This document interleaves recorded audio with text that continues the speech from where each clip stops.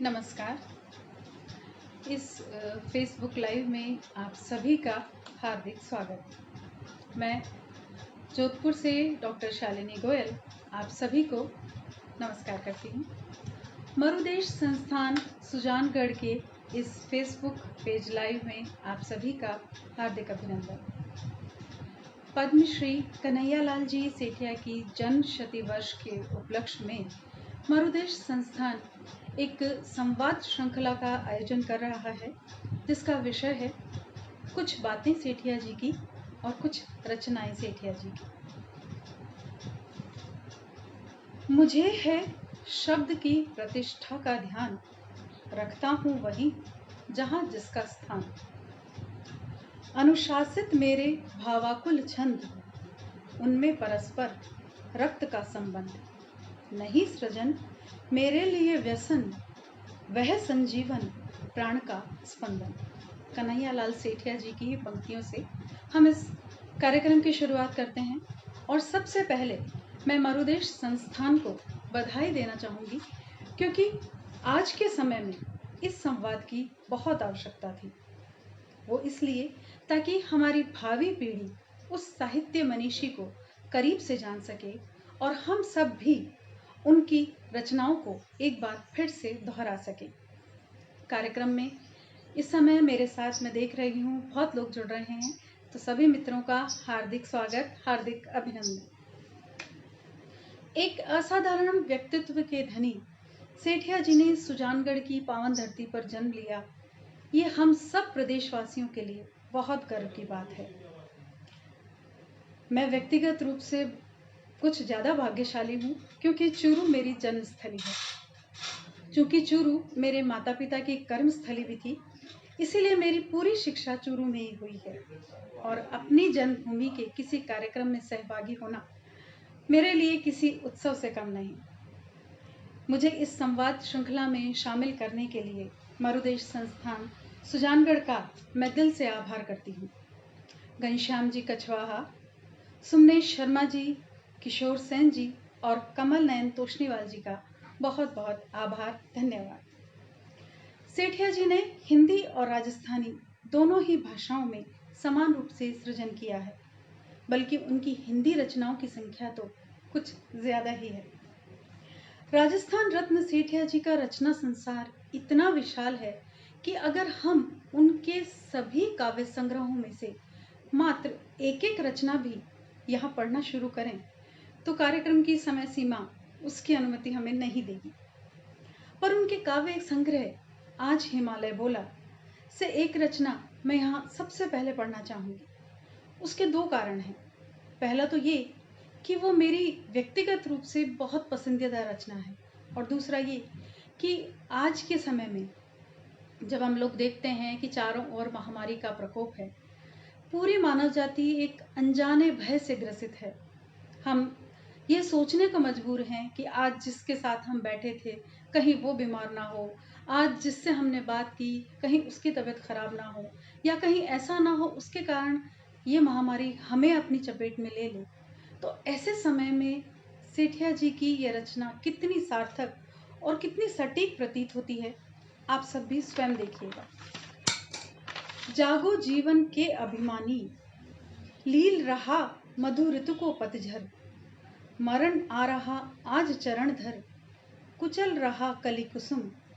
कर रहा अपनी मनमानी, जागो जीवन के अभिमानी। सांसों में उसके है खरदव, पदचापों में झंझाकारव। आज रक्त के अश्रु रो रही, निष्ठुर हृदय हिमानी। जागो जीवन के अभिमानी। हुआ हंस से हीन मानसर, वज्र गिर रहे हैं अलका पर। भरो वक्रता आज भाव में, ओ करुणा के दानी। जागो जीवन के अभिमानी। साहित्य मनीषी सेठिया जी ने कितने समय पहले ही मानव जाति को सावधान करने के लिए रचना लिखी थी। दर्शन से परिपूर्ण यह रचना हमें सोचने के लिए वाकई मजबूर करती है कि क्या वास्तव में मानव जीवन अभिमान की वस्तु है? जी नहीं, बिल्कुल नहीं। मानव जीवन तभी सार्थक है जब हम इसे स्वयं सार्थक बनाएं, जैसा कि एक सफल जीवन सेठिया जी ने जिया। श्री सेठिया जी राजस्थानी भाषा के महान रचनाकार होने के साथ साथ सामाजिक कार्यकर्ता, सुधारक, परोपकारी और पर्यावरणविद भी थे। बहुत छोटी सी उम्र में ही उनकी काव्य सृजन यात्रा शुरू हो गई थी और सेठिया जी का विश्वास था कि कविता व्यक्ति के साथ ही जन्म लेती है, कविता हमारी संवेदना की रक्षा करती है और हर पल हमको प्राणियों में श्रेष्ठ मनुष्य होने का बोध कराती है। पद्मश्री सेठिया जी ने तीनों भाषाओं में माँ सरस्वती के भंडार को 34 अमूल्य कृतियां दी, जिनमें से 18 हिंदी में, 14 राजस्थानी में और उनके 2 काव्य संग्रह उर्दू में हैं। उन्हें अपने लेखन के लिए अनेक पुरस्कार प्राप्त हुए। राजस्थानी काव्य कृति लीले टांस को साहित्य अकादमी दिल्ली द्वारा राजस्थानी भाषा की सर्वोत्कृष्ट कृति के नाते पुरस्कृत किया गया। राजस्थानी भाषा संस्कृति व साहित्य अकादमी बीकानेर ने उन्हें सर्वोच्च सम्मान पृथ्वीराज राठौड़ पुरस्कार से सम्मानित किया। इसी के साथ राजस्थान विश्वविद्यालय ने उन्हें पीएचडी की मानद उपाधि भी प्रदान की। उनके काव्य संग्रह निर्गंध पर भारतीय ज्ञानपीठ का मूर्ति देवी साहित्य पुरस्कार भी दिया गया। इसी के साथ भारत सरकार ने उन्हें पद्मश्री और राजस्थान सरकार ने राजस्थान रत्न की उपाधि से सम्मानित किया। इसी के साथ साथ राजस्थान साहित्य अकादमी उदयपुर ने उन्हें साहित्य मनीषी की उपाधि से सम्मानित किया। सेठिया जी के बारे में अगर ये बात कही जाए तो कहीं अतिशयोक्ति नहीं होगी कि कभी कभी सम्मान स्वयं भी सम्मानित होता है। पुरस्कारों की गिनती बढ़ने के साथ साथ सेठिया जी का काव्य संसार भी समृद्ध होता चला गया। उनके साहित्य की सबसे बड़ी खासियत यह है कि उसे किसी भी वाद में बांधा नहीं जा सकता। उनका लेखन साहित्य के सभी रंगों से परिपूर्ण एक इंद्रधनुष के समान है। अब मैं आपके सामने जो सेठिया जी की एक रचना रखने जा रही हूँ, आप देखिएगा बिल्कुल अलग माहौल और एक अलग विचारधारा को कितनी खूबसूरती से उन्होंने अपने शब्दों में ढालकर हम सबके समक्ष रखा है। युद्ध नहीं है नाश मात्र ही, युद्ध नहीं है नाश मात्र ही, युद्ध स्वयं निर्माता है। लड़ा न जिसने युद्ध राष्ट्र वह कच्चा ही रह जाता है। नहीं तिलक के योग्य शीश वह, नहीं तिलक के योग्य शीश वह, जिस पर हुआ प्रहार नहीं। रही कुंवारी मुट्ठी वह जो पकड़ सकी तलवार नहीं। हुए न शत शत घाव देव पर, तो फिर कैसा सांगा है। हुए न शत शत घाव देह पर, तो फिर कैसा सांगा है। माँ का दूध लजाया उसने, केवल मिट्टी रांगा है। राष्ट्र वही चमका है जिसने रण का आतप झेला है। राष्ट्र वही चमका है जिसने रण का आतप झेला है। लिए हाथ में शीश समर में जो मस्ती से खेला है।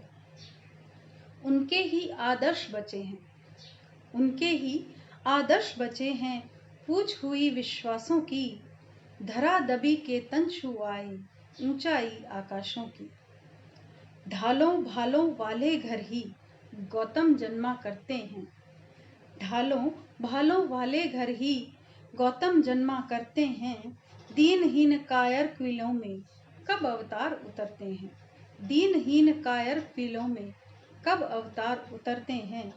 नहीं हार कर किंतु विजय से, नहीं हार कर किंतु विजय से बाद अशोक बदलते हैं। युद्ध नहीं है नाश मात्र ही, युद्ध स्वयं निर्माता है।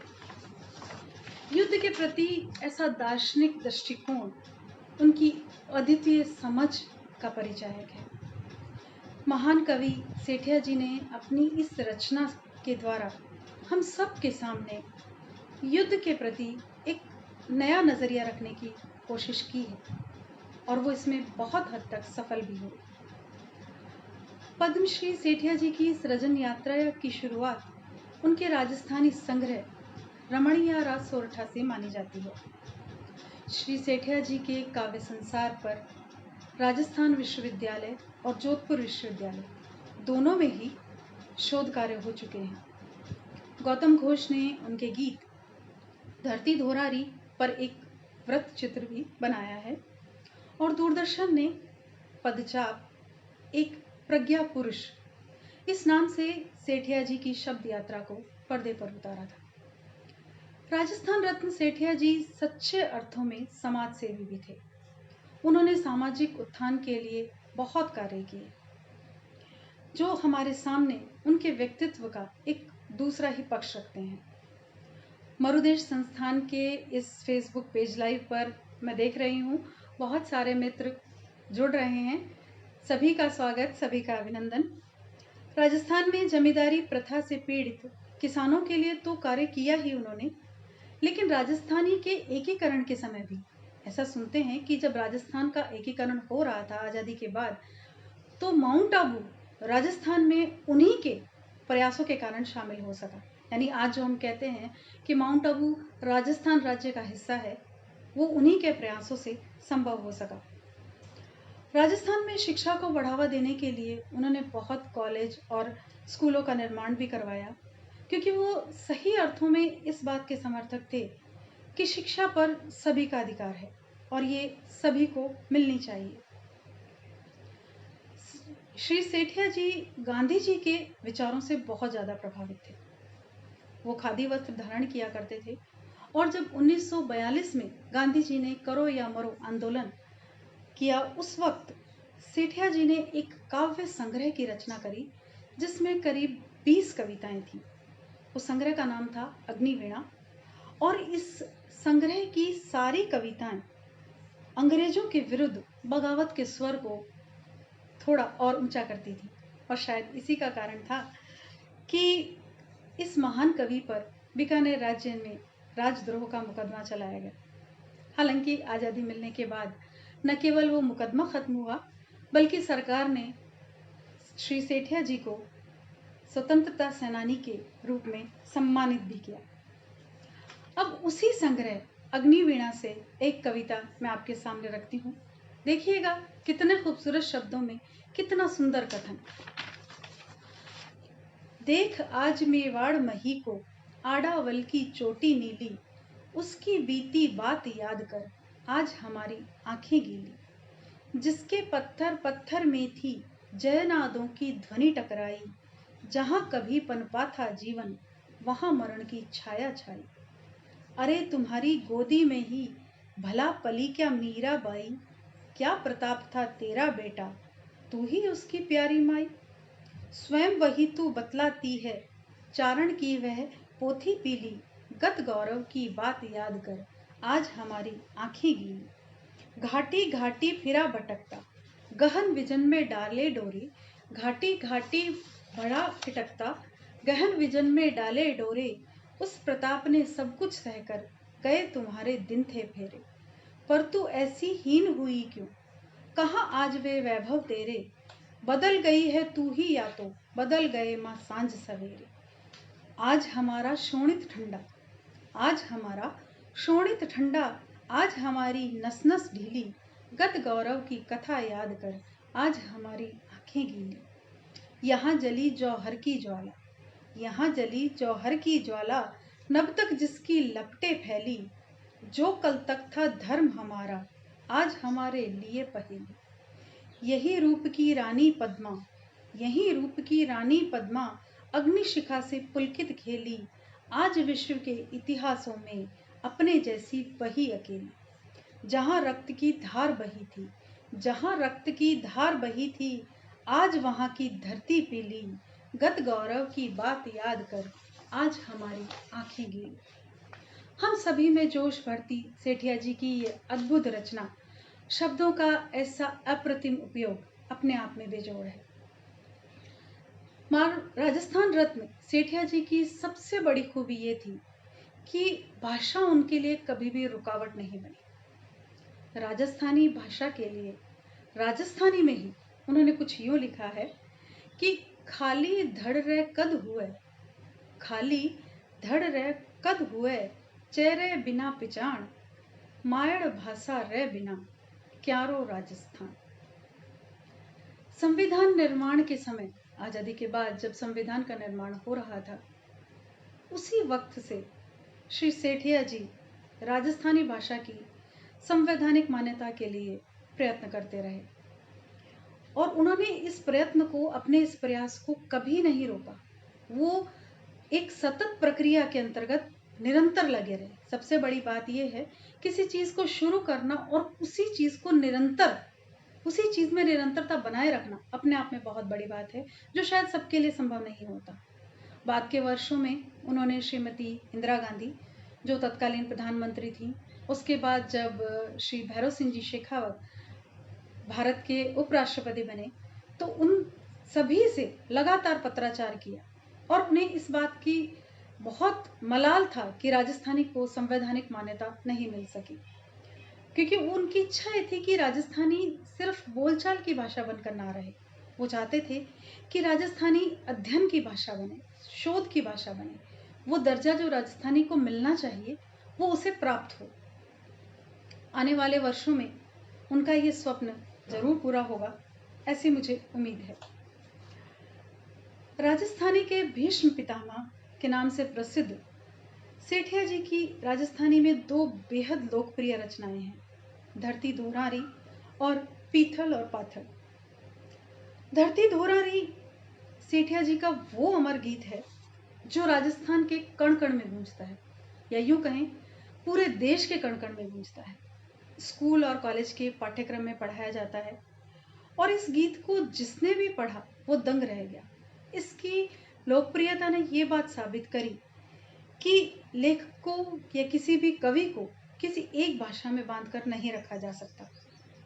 उनकी अनेक राजस्थानी रचनाओं का दूसरी भाषाओं में अनुवाद भी हुआ, जो इस बात को साफ तौर पर स्पष्ट करता है कि सेठिया जी सिर्फ राजस्थान के ही नहीं, पूरे देश के कवि थे। बालकवि बैरागी ने कहीं लिखा है, मैं उन्हीं के शब्दों में आपको सुनाती हूँ। मैं महामनीषी श्री कन्हैयालाल सेठिया जी की बात कर रहा हूँ। अमर होने या रहने के लिए बहुत अधिक लिखना आवश्यक नहीं होता। मैं कहता हूँ कि बंकिम बाबू और अधिक कुछ ना भी लिखते तो भी मात्र वंदे मातरम ने उनको अमर कर दिया होता। इसी तरह तुलसीदास हनुमान चालीसा और इकबाल सारे जहां से अच्छा हिंदुस्तान हमारा जैसा अकेला एक ही गीत काफी था उन्हें अमर करने के लिए। और कुछ वैसा ही सेठिया जी के साथ भी हो चुका है। वह अपनी एक रचना के दम पर शाश्वत और सनातन है, चाहे वह रचना राजस्थानी में ही क्यों ना हो। है ना अद्भुत बात। अब ये बात आज भले ही सोचने में काल्पनिक लगे, पर यह सच है कि उनकी धरती धोरारी कविता के लोग इतने कायल थे कि जब भी कानों में इस गीत की धुन पड़ती थी तो लोगों के पैर थिरकने लगते थे, हाथ रोके नहीं रुकते थे। बच्चा, बूढ़ा, जवान, हर उम्र में राजस्थान के हर व्यक्ति की जुबान पर यह गीत था। सेठिया जी ने न केवल काल को मात दी, बल्कि आज तक कोई भी ये नहीं कह सकता कि उन्होंने अपनी कविताओं में किसी वर्ग विशेष को महत्व दिया हो। महाकवि सेठिया जी की दूसरी अमर कृति थी पाथल और पीथल। अगर सेठिया जी की संवाद श्रृंखला में या इस बातचीत में हम उस रचना का जिक्र नहीं करें तो ये संवाद अधूरा रह जाएगा।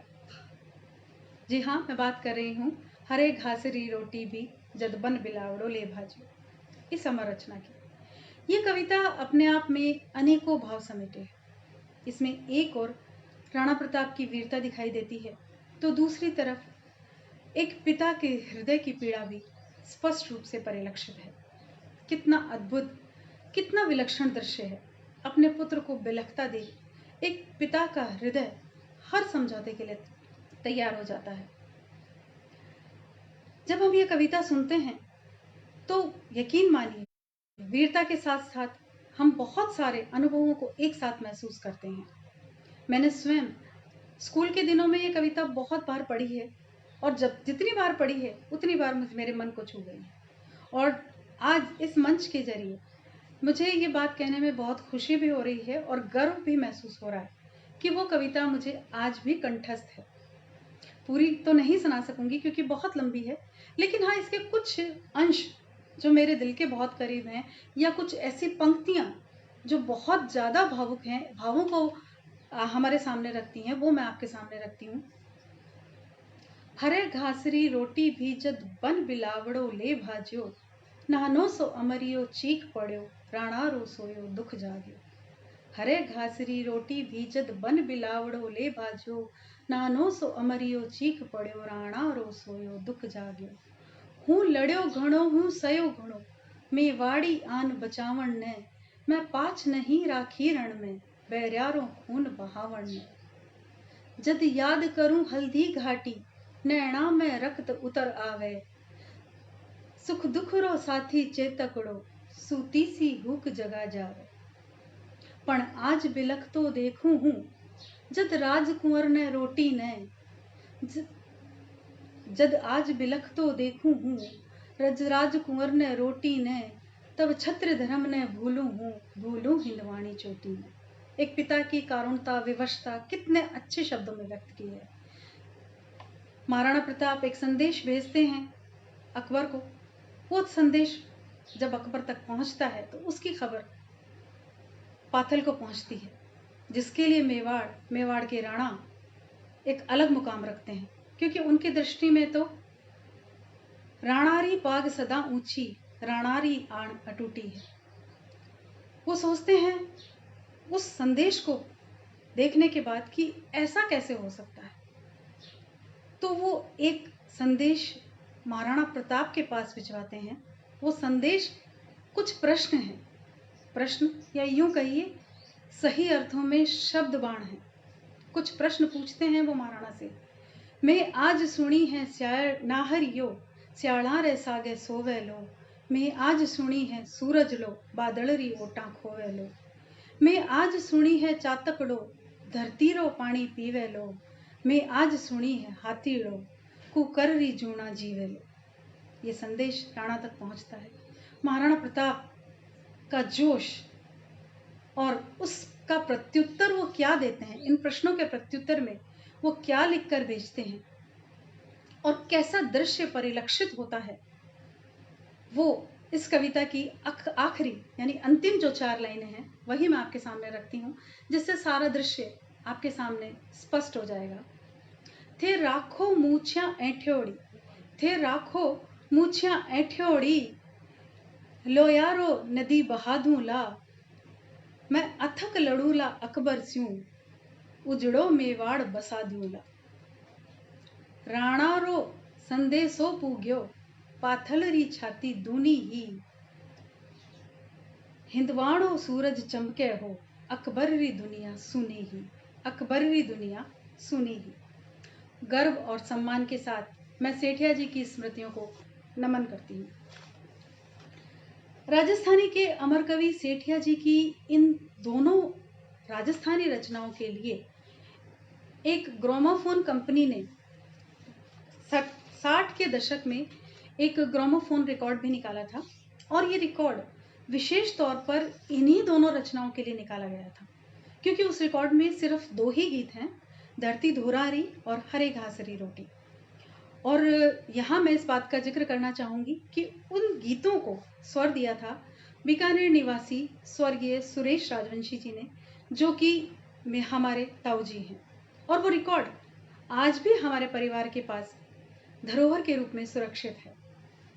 राजस्थान रत्न सेठिया जी का ये अमर गीत धरती धुरारी, जो राजस्थान के कण कण में गूंजता है, हर जगह व्याप्त है, मैं ये चाहती भी हूँ और सोचती भी हूँ कि अगर इस गीत को राज्य गीत का दर्जा दिया जाए तो शायद हमारी सेठिया जी के प्रति यही सच्ची श्रद्धांजलि होगी।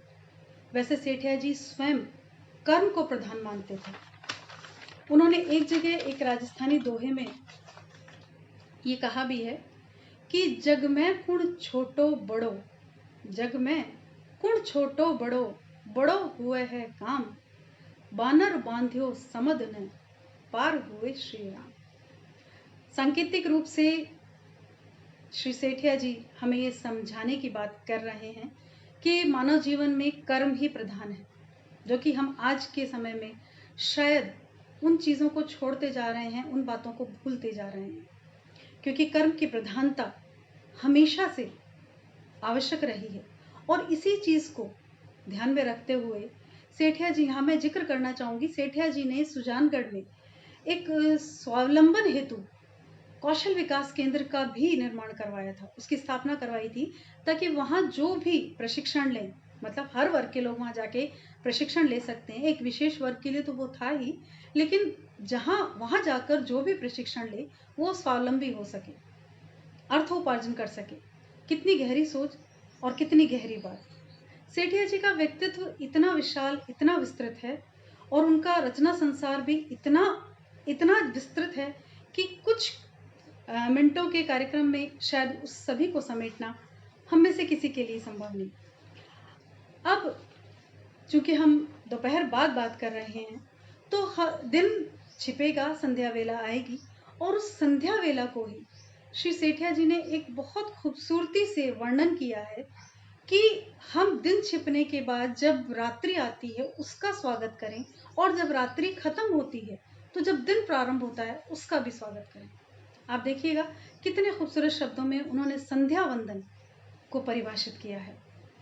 विदा हो रहा दिवस दीप की लौका तिलक लगाओ, विदा हो रहा दिवस दीप की लौका तिलक लगाओ, दिशा दे रही व्योम थाल में धरकर अक्षत तारे, कुशल क्षेम से घर को लौटे फिर सूरज भिनसारे, कुशल क्षेम से घर को लौटे फिर सूरज भिनसारे, चला आ रहा तिमिर ज्योति से उसको पंथ दिखाओ, अतिथि मानकर इसको भी प्रिय दो कुटिया में आने, अतिथि मानकर इसको भी प्रिय दो कुटिया में आने, यह करुणा मैं लाया प्रिय के सपने साथ सुहाने, नींद लगी विरहिन को तम के, नींद लगी विरहिन को तम के प्रति आभार जताओ, विदा करेगी प्रकृति इसे भी, विदा करेगी प्रकृति इसे भी लगा उषा का टीका, भेद मुक्त हो दृष्टि अमंगल, भेद मुक्त हो दृष्टि अमंगल करती नहीं किसी का, मम तुम का ये द्वंद्व मिटे, मम त्वम का यह द्वंद्व मिटे यदि अपने में जग जाओ, विदा हो रहा दिवस दीप की लौका तिलक लगाओ। इस कार्यक्रम में सेठिया जी के बारे में, सेठिया जी के रचनाओं के बारे में, सेठिया जी की ऐसी हिंदी रचनाएं जो शायद उतनी प्रचलित नहीं हो सकी जितना उन्हें होना चाहिए था, या हम यूँ भी कह सकते हैं ना कि राजस्थानी रचनाएं, राजस्थानी गीत, चाहे वो धरती दोहरारी हो, चाहे वो पाथल कीथड़ हो, वो प्रसिद्धि के उस मकाम पर पहुंच गए कि कहीं ना कहीं हिंदी कविताओं को, हिंदी रचनाओं को वो मान नहीं मिल सका जो मिलना चाहिए था। जिस तरह से उनकी राजस्थानी रचनाएं स्कूल कॉलेजेस के कोर्सेज में हैं, उसी तरह से वही स्थान उनकी हिंदी रचनाओं को मिले तो हिंदी अपने आप में बहुत समृद्ध होगी, और भावी पीढ़ी, आने वाली पीढ़ी भी उनकी रचनाओं को ज़्यादा पढ़ सकेगी, ज़्यादा समझ सकेगी, और अपने बहुत करीबी महसूस भी कर सकेगी। अब इस कविता के साथ ही मैं अपनी वाणी को विराम देना चाहूँगी, लेकिन उससे पहले अभी तक जो सभी मित्र हमारे साथ जुड़े रहे उन सभी का हार्दिक आभार, हार्दिक अभिनंदन, और मरुदेश संस्थान की भी मैं बहुत आभारी हूँ कि उन्होंने इस संवाद श्रृंखला में मुझे शामिल कर मुझे अपने विचार रखने का, मुझे अपने विचार प्रस्तुत करने का मौका दिया। घनश्याम जी कछवाहा का मैं व्यक्तिगत रूप से आभारी हूँ। सुमनेश जी शर्मा, किशोर सेन जी और कमल नयन तोष्णीवाल जी का भी बहुत बहुत आभार, बहुत बहुत धन्यवाद। नमस्कार, जय राजस्थान, जय भारत।